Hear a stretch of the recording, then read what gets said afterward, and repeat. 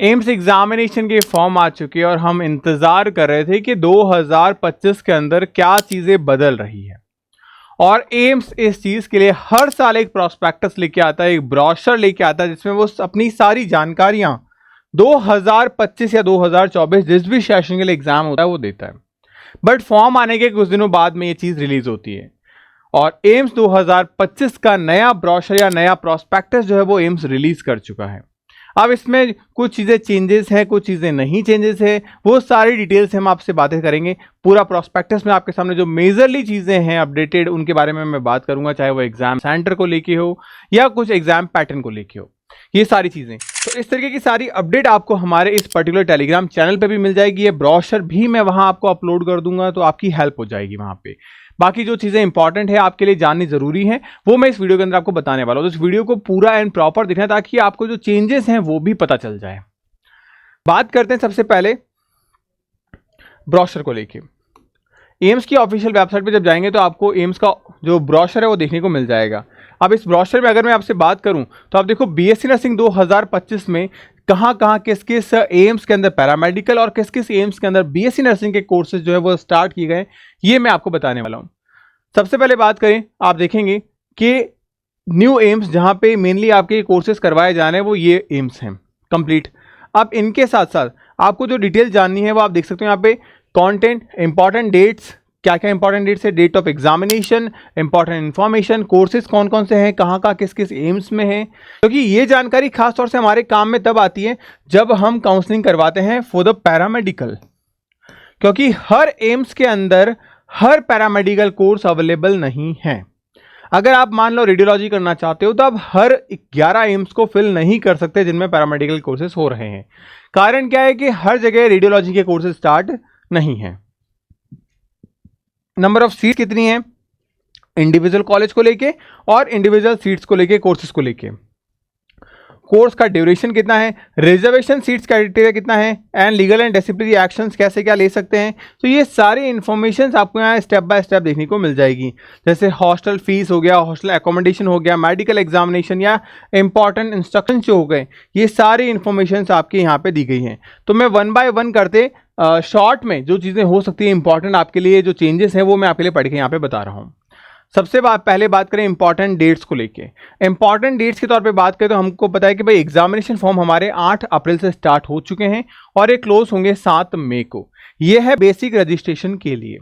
इसके अलावा आप यहाँ पे आरयूसी कोड जनरेट करके आप चेक कर सकते हैं कि आपका जो फॉर्म है बेसिक रजिस्ट्रेशन जो है वो आपका एक्सेप्ट हुआ है या नहीं हुआ है, वो आपको 9 मई तक पता चल जाएगा।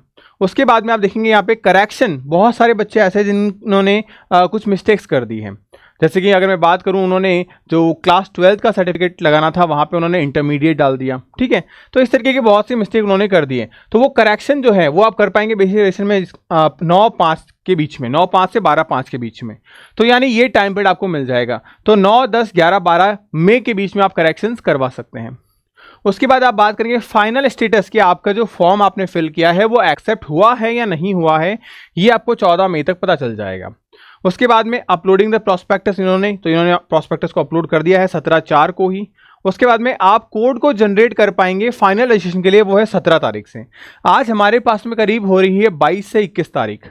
तो यानी जो आपका आरयूसी कोड जनरेशन है वो आप 17 तारीख से स्टार्ट कर चुके हो।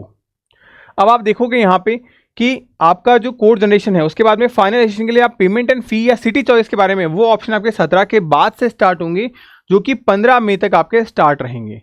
फाइनल स्टेटस बीएससी नर्सिंग का लेके या किसी भी कोर्सेज का लेके वो 20 मई को आपको फाइनलाइज हो जाएगा।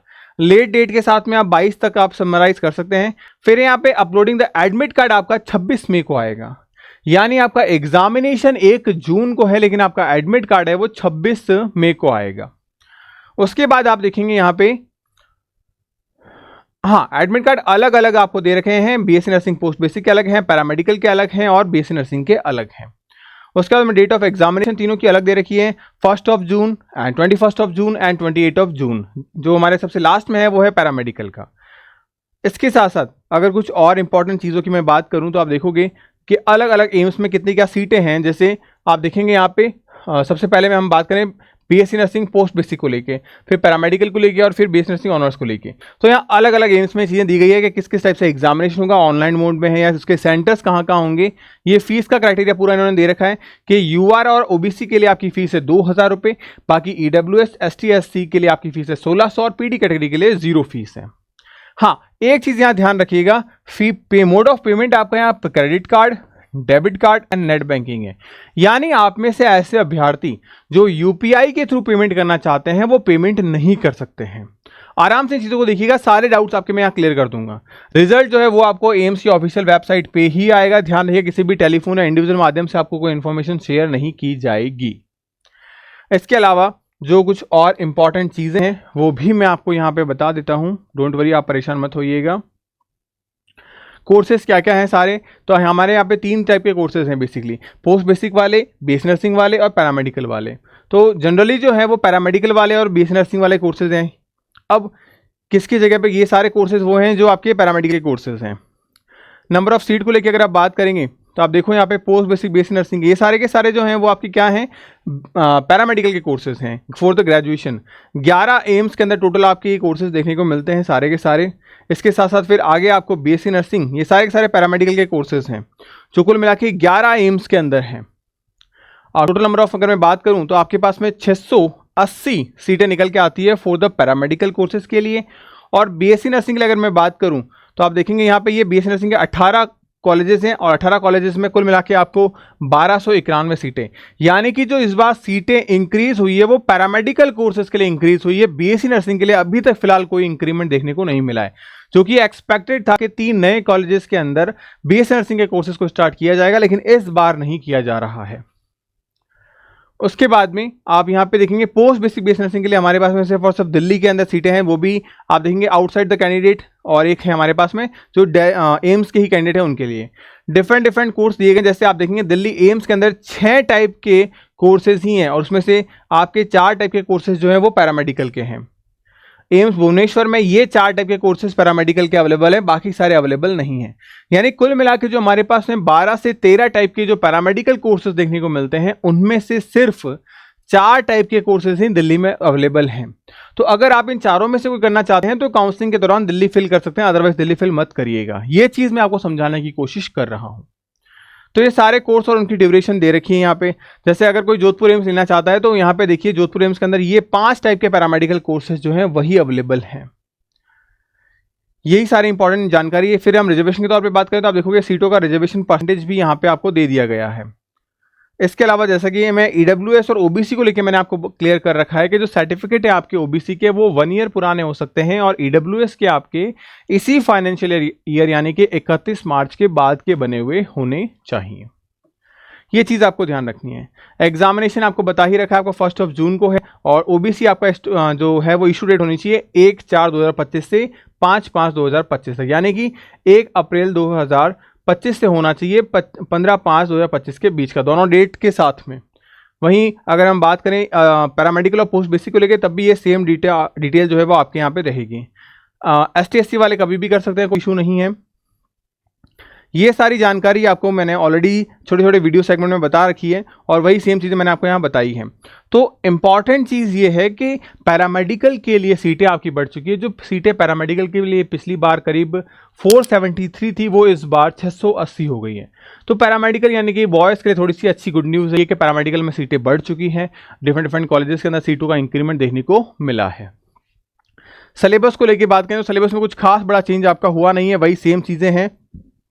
एक चीज़ ध्यान रखिएगा, एलिजिबिलिटी क्राइटेरिया के अंदर अगर आप जनरल कैटेगरी से आते हो तो आपको 55% मार्क्स चाहिए PCB प्लस इंग्लिश के अंदर, और अगर आप रिजर्व कैटेगरी ST SC से आते हो तो आपको 50% चाहिए PCB प्लस इंग्लिश के अंदर।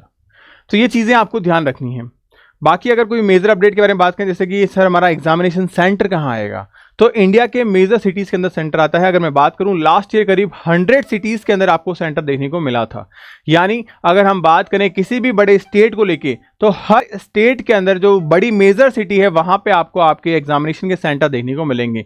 जैसे अगर हम बात करें राजस्थान को लेके तो राजस्थान में आपका जयपुर, अजमेर, गंगानगर हो गया, यहाँ आपको सेंटर देखने को मिलेंगे। मतलब हर स्टेट में कम से कम आपको 4 से 5 ऐसे बड़े डिस्ट्रिक्ट्स देखने को मिलेंगे जहां एग्जाम आपका कंडक्ट करवाया जाएगा।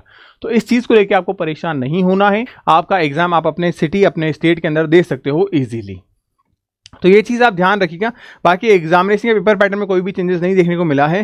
थोड़ा सा चेंजेस जो देखने को मिल रहा है वो एक तो है कि आपका क्लास 11th और क्लास 12th का जहां इक्वल वेटेज आ रहा था वहां क्लास 11th को थोड़ा सा वेटेज बढ़ा दिया गया। दूसरा जो है जीके के अंदर जो प्योरली आपके स्टैटिक जीके के क्वेश्चन पूछे जाते थे अब वहां पे थोड़ा सा हेर फेर की गई और एप्टीट्यूड जिसमें आपका मैथ्स जनरल मैथ्स हो गया या आपके बात करें रीजनिंग हो गई, इस तरीके के क्वेश्चंस भी पूछे गए हैं। तो मतलब करीब करीब आपके 5 क्वेश्चन के आसपास जो है वेटेज इन क्वेश्चंस का देखने को आपको मिलेगा। तो ये सारी चीजें आपकी इसमें मैंने बता दी, ये सब चीजें, और कोई बड़ा मेजर चेंज जो है वो आपको देखने को नहीं मिलेगा। तो होपफुली ये वीडियो आपके लिए बहुत हेल्पफुल रहेगा। एंड सेकेंड चीज, अगर आप प्रिपरेशन के लिए जाना चाहते हैं कि हम किस तरीके से प्रिपेयर करें अपने एंट्रेंस एग्जामिनेशन को लेके, तभी आप हमारे फास्ट ट्रैक बैच और उम्मीद 4.0 बैच को परचेस कर सकते हैं, अपनी तैयारी को स्टार्ट कर सकते हैं। क्योंकि आने वाले 40 दिनों में किस तरीके से पढ़ना है उसके लिए हमने आपको एक 100 आवर का प्रॉपर क्रैश कोर्स और इसके साथ साथ 150 डेज की टेस्ट सीरीज भी प्रोवाइड करवाई है। तो वेल एंड बेस्ट मैनर में है आपके लिए, आप तैयारी स्टार्ट करिए और अपने सिलेक्शन की ओर आगे बढ़िए। बाकी कोई दिक्कत कोई डाउट होगा तो डेफिनेटली मैं आपकी प्रॉब्लम को रिजॉल्व करूंगा और बहुत ही जल्द मैं आप लोगों के लिए जीके की क्लासेस यहाँ पे लेके आने वाला हूं। तो इस चैनल को अपना प्यार जरूर दीजिएगा सब्सक्राइबर के फॉर्म में। तो मिलते हैं नेक्स्ट वीडियो में, तब तक के लिए गुड बाय। पढ़ते रहिए, मुस्कुराते रहिए, स्टे हैप्पी, स्टे हेल्दी।